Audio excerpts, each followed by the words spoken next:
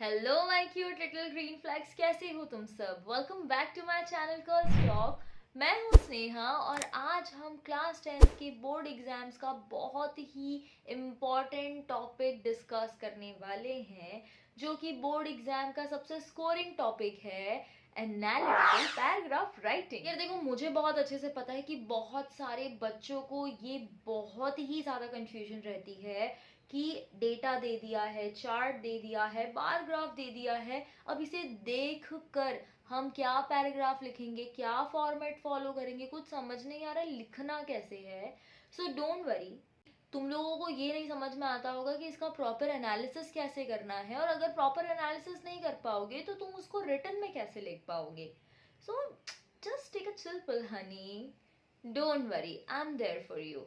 I will teach you step by step कि कैसे तुम्हें एक पर्टिकुलर एनालिटिकल पैराग्राफ को लिखना है। आज मैं तुम्हें बहुत इजी ट्रिक बताऊंगी जिसके थ्रू तुम 5-7 मिनट के अंदर एक एनालिटिकल पैराग्राफ बहुत अच्छे से लिख पाओगे, बिल्कुल बोर्ड एग्जाम्स के पैटर्न के according. So stay focused and watch till the end this video, ताकि तुम्हें पता चल जाए कि एनालिटिकल पैराग्राफ राइटिंग कैसे लिखनी है। So without any further do, let's start the video. तो देखो, एनालिटिकल पैराग्राफ में सबसे पहला स्टेप होता है इंट्रोडक्शन लाइन कैसे बनाते हैं। फॉर एग्जाम्पल, सबसे पहले एक लाइन में टेबल क्या दिखाता है ये बताना होता है।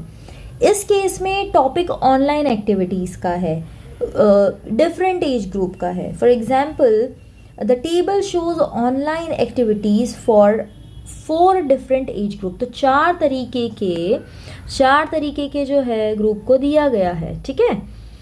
4 तरीके के ग्रुप कौन हो गए? टीन्स हो गए, 20s के एज के हो गए, 30s के एज के हो गए, फिर 40s के एज के हो गए। तो सिर्फ ये बताना है कि डेटा किस बारे में है। सबसे पहली लाइन तो ये हो गई, ठीक है। तो उसका स्टेटमेंट क्या बन जाएगा, यही देखो आप लोग, इसको लिखना कैसे है अब।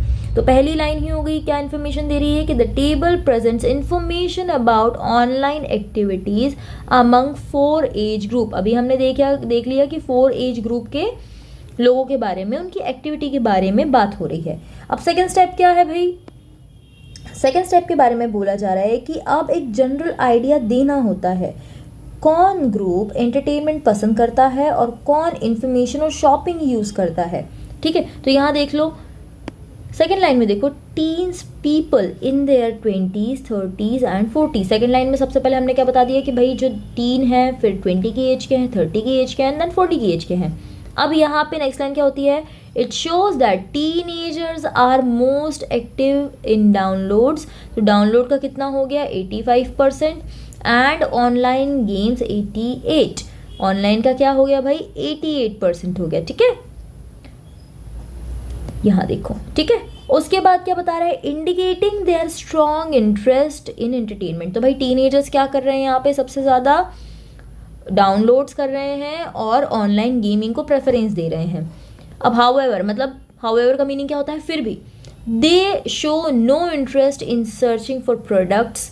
यहाँ पे देखो, प्रोडक्ट्स हैं, यहाँ पर सर्चिंग फॉर प्रोडक्ट्स बिल्कुल ज़ीरो है। तो सीधा हमने एक पॉइंट आउट कर दी इस बात को कि भाई फिर भी वो जो है किसी भी प्रकार का, किसी भी तरीके का सर्चिंग फॉर प्रोडक्ट्स में बिल्कुल भी इंटरेस्टेड नहीं है। वहीं पे अब नेक्स्ट आ जाता है एडल्ट्स इन देयर। अब हमने क्योंकि टीन की बात कर ली है तो अब एडल्ट्स की बात करेंगे। Adults in their 20s and 30s displayed balanced use with high percentage in searching for products and buying items online. तो देखो टीनेजर्स को कमाने की बहुत टेंशन नहीं होती, घर चलाने की बहुत टेंशन नहीं होती, तो उनका इंटरेस्ट क्या होता है? डाउनलोड्स करने में और ऑनलाइन गेम खेलने में। लेकिन जो 20s और 30s के बीच के जो लोग होते हैं ना, वो घर चलाना शुरू कर देते हैं, जॉब वॉब करना शुरू कर देते हैं। इसीलिए अब क्योंकि जॉब करते हैं तो भाई उनके पास टाइम थोड़ी ना होता है ये सब सर्च आउट करने का कि कहीं जाएं मार्केट और टाइम पास करें और फिर पैसे खर्च करें। इसीलिए और अपनी जॉब से छुट्टी लेनी पड़ेगी ना उस चीज़ के लिए। तो उसके लिए क्या किया है कि भाई ऑनलाइन सर्चिंग उन्होंने शुरू कर दी कि भाई ऑनलाइन बैठे बैठे घर बैठे हमारे घर पे सामान कैसे आ सकता है। तो जो 20 to 30 के बीच के लोग होते हैं वो बैलेंस यूज़ करते हैं और उनका हाई परसेंटेज है किसमें? सर्चिंग फॉर प्रोडक्ट्स में और आइटम्स को बाय करने में। क्लियर हो गया? अब उसके बाद यहाँ पे तुम खुद ही डेटा देख लो। सर्चिंग फॉर प्रोडक्ट्स 20 की जो लोग हैं और क्या है? 30 के लोग हैं, ठीक है। एंड बाइंग प्रोडक्ट्स यहाँ पे भी देख लो, उनका डेटा ज़्यादा है, ठीक है। अब यहाँ आ जाते हैं, people in there 40 are the most interesting in reading news. तो जितने भी 40 के लोग हैं वो सबसे ज़्यादा जो है न्यूज़ को प्रेफर करते हैं। एंड प्रोडक्ट सर्चेस, और सर्च करते हैं, परचेज तो कम लेकिन सर्च ज़्यादा करते हैं। तो देखो यहाँ पे 85% सर्चिंग में हो गया ओवर, क्योंकि जो 40 के आसपास के लोग होते हैं वो थोड़े से कम खर्चीले हो जाते हैं, उन्हें पता होता है कि कौन सी किस चीज़ की ज़रूरत है उन्हें, और क्यों वो फालतू पैसा वेस्ट नहीं कर सकते हैं। ज़रूरी नहीं है उनके लिए वो प्रोडक्ट, उतना भी ज़रूरी नहीं है, तो वो सिर्फ सर्च करते हैं। इफ़ इट इज़ इम्पॉर्टेंट तो लिया जा सकता है, इफ़ इट इज़ नॉट तो बेजबरन खर्चा करने का क्या मतलब बनता है। इस तरह के लोग 40 के आसपास के लोग सोचते हैं, तो इसलिए वो सर्च करते हैं, ठीक है। Overall the data reveals the younger users prefer entertainment. जो टीनेजर्स हैं वो एंटरटेनमेंट को प्रेफर कर रहे हैं, एक्टिविटीज़ में पार्टिसिपेट कर रहे हैं, while older age mainly use the internet for information and shopping purpose.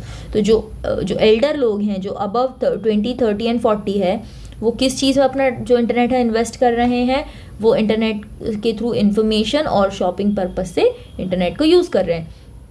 इस तरीके से आपको एक ओवरऑल डेटा देखना है, देखने के बाद एनालाइज करना है कि किस तरीके से डेटा को हमको रिप्रेजेंट करना है, कैसे उसे लिखना है। आई होप ये वीडियो आपको, या जो पूरा डेटा मैंने समझाया है, आपको बहुत अच्छे से आराम से समझ में आ गया होगा। इसकी भी एक शॉर्ट ट्रिक है। सबसे पहले तो हमें क्या यूज़ करना है भाई, इंफॉर्मेशन, ठीक है। तो आई से डिनोट क्या हुआ, इंफॉर्मेशन, ठीक है। मेरी राइटिंग गंदी आएगी, थोड़ा सा एडजस्ट कर लेना। उसके बाद टी से हम लेंगे क्या, ट्रेंड, कि ट्रेंडिंग में चल क्या रहा है। जैसे हम भी अब ट्रेंड ही फॉलो करते हैं ना भाई। पहले कुर्ते, सलवार कुर्ते का ज़माना था, अभी भी सलवार कुर्ते का ज़माना है, लेकिन हम उसको ट्रेडिशनली फॉलो करते हैं। साड़ी भी हम ट्रेडिशनली फॉलो करते हैं। अभी हमें कंफर्टेबल हो गया, लोअर टी शर्ट में बैठे रहते हैं, तो ट्रेंड का ज़माना है, ठीक है। तो पहला हो गया इन्फॉर्मेशन, उसके बाद हो गया ट्रेंड, की ट्रेंड में क्या चल रहा है, इंपॉर्टेंट क्या है। उसके बाद कंपैरिजन आ जाओ, तो भाई कंपैरिजन देख लिया, ठीक है, कि ये चीज़ इंपॉर्टेंट है या नहीं। ये 40 के लोग सोचते हैं, 30 से 40 के बीच के लोग सोचते हैं, ठीक है। उसके बाद मिडिल ग्रुप के लोग, मिडिल ग्रुप में कौन आ गया भाई, 20, 30, ठीक है। मिडिल ग्रुप क्या कह रहा है, ठीक है। उसके बाद आ गया आपका लास्ट, क्या आ गया, समरी। तो समरी हमने एक बता दी है कि भाई, एक छोटी समरी दे दी कि while other age groups mainly use the internet for information and shopping purpose. तो ये हमने क्या दे दिया, उसको एक कंक्लूजन दे दिया, उसको क्या दे दी, ऐसे एक समरी दे दी, ठीक है। तो क्या क्या हुआ भाई, हमको किस तरह से लिखना है, इसका फॉर्मेट क्या हो जाएगा, I for information, T for trend, C for comparison, M for middle group, and the last one is S for summary. तो कैसे फॉर्मेट में लिखना है, ITCMS, ITCMS एनालिटिकल पैराग्राफ के लिए प्लीज इसे याद कर लेना, ठीक है। चलते हैं एक और एनालिटिकल पैराग्राफ की तरफ। अब देखो यहाँ पे क्या दिया है, एक बार ग्राफ दिया है। क्वेश्चन है कि a survey was conducted in New Delhi in over 20 schools about different activities that interest the children in the age group of 13 to 15 years। कि भाई न्यू दिल्ली में एक 20 स्कूलों में डिफरेंट एक्टिविटीज़ ली गई, और उसमें जो है किस तरह के एज ग्रुप के बच्चे, 13 से 15 साल के बीच के बच्चे किस तरह की एक्टिविटी में पार्टिसिपेट कर रहे हैं, हमने वो सर्वे किया। Right an analytical paragraph in about 100 words analysing the following information. अब यहाँ पे हमको ये भाई बारग्राफ देखना है कि क्या कहना चाह रहा है। डांस है, क्रिकेट है, म्यूज़िक है, आर्ट है, थिएटर है, और कितने साल, 10, 20, 30, 40, 50, 60, नंबर ऑफ चिल्ड्रन, कितने बच्चों ने, कितने नंबर ऑफ चिल्ड्रंस ने इस चीज़ में पार्टिसिपेट किया 13 से 15 साल के बीच में। तो अब यहाँ पे हम एनालाइज करेंगे, ठीक है। तो पहली लाइन हो जाएगी भाई कि पहले में बताना है कि ग्राफ किस बारे में है। सबसे पहले तो हम ये बताएंगे कि ग्राफ किस बारे में है, तो थोड़ा सा उसको छोटा कर लेते हैं। तो ग्राफ किस बारे में है, the bar graph shows the result of a survey conducting in the New Delhi among aged 13 to 14 regarding their preferred activity। सबसे पहली लाइन क्या भाई बताई हमने कि ये एक रिजल्ट शो कर रहा है सर्वे कंडक्शन का, जो न्यू दिल्ली में हुआ था 13 से 15 साल के बीच के बच्चों में, कि वो किस तरह की एक्टिविटी प्रेफर करते हैं। अब उसमें music is the most popular activity, music जो है सबसे, देखो सबसे इसमें टॉपिक क्या दिख रहा है, म्यूज़िक जो है सबसे मोस्ट एंड हाईएस्ट इंटरेस्ट है बच्चों में, chosen by the about 60 children. कितने बच्चों ने लिया, किस पे आ रहा है ये बार ग्राफ, 60 बच्चों ने। तो ये बन गई भाई लाइन कि भाई music is the most popular activity chosen by about 60 children. Cricket is the second most preferred with the around 40 students showing interest. ये पक्का सारे के सारे लड़के होंगे क्योंकि क्रिकेट में इंटरेस्ट लड़कियां लेती है, बट मैं तो नहीं लेती क्योंकि मुझे कुछ समझ ही नहीं आता। तो सेकेंड चॉइस जो यहाँ पे बताई गई है, 40 स्टूडेंट्स ने क्रिकेट में पार्टिसिपेट किया, ये second most important second most interest है बच्चों का, ठीक है। तो ये आपकी सेकेंड लाइन हो गई। Theatre and art attract moderation participation with about 35 and 30 children respectively. मतलब 30-35 का रेशियो है, क्या बोल रहा है वो, क्या कहा उसमें, 35 एंड 30 चिल्ड्रन किस चीज़ में, थिएटर और आर्ट्स में। तो देखो यहाँ पे थिएटर में कितने लोगों ने पार्टिसिपेट किया, अप्रॉक्सीमेटली 35, मतलब 40-35 के बीच का पैराग्राफ जा रहा है यहाँ पे, देखो पैराग्राफ तो नहीं बार ग्राफ जा रहा है, देखो 30 और 40 के बीच का, ठीक है। उसके बाद जो आर्ट है, आर्ट का सीधा सीधा जा रहा है 30 पे, तो माइन्यूट डिफरेंस है, ठीक है। उसके बाद नेक्स्ट लाइन क्या बोल रही है कि dance is the least popular activity, only around 25 students choosing it. तो सबसे कम किस में पार्टिसिपेट हुआ है, डांस में, ठीक है। सीधा सीधा 30 से 25 के बीच की बात करें, यहाँ देखो 30 से 25 का बार ग्राफ जा रहा है, ठीक है।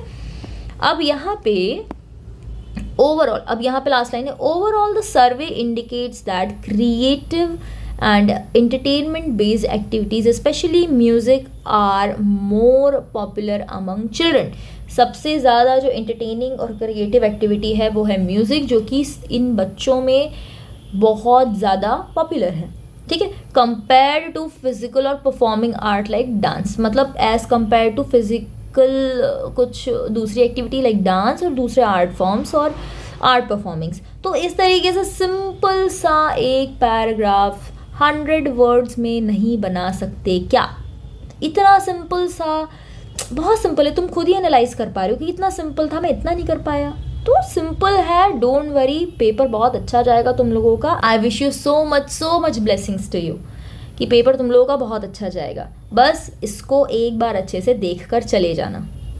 सो माय डियर ग्रीन फ्लैग्स, आज हमने सीखा कि एक एनालिटिकल पैराग्राफ को कैसे रीड करना है, कैसे एनालाइज करना है और कैसे सिंपल बट इम्प्रेसिव लैंग्वेज में आंसर को, डेटा को लिखना है। अगर वीडियो हेल्पफुल लगी हो तो प्लीज चैनल को लाइक करो, चैनल को सब्सक्राइब करो, ताकि तुम्हें और बोर्ड एग्जाम्स के टिप्स मिलते रहे। मिलते हैं नेक्स्ट वीडियो में एक और स्कोरिंग टॉपिक के साथ। Till then bye bye, take care.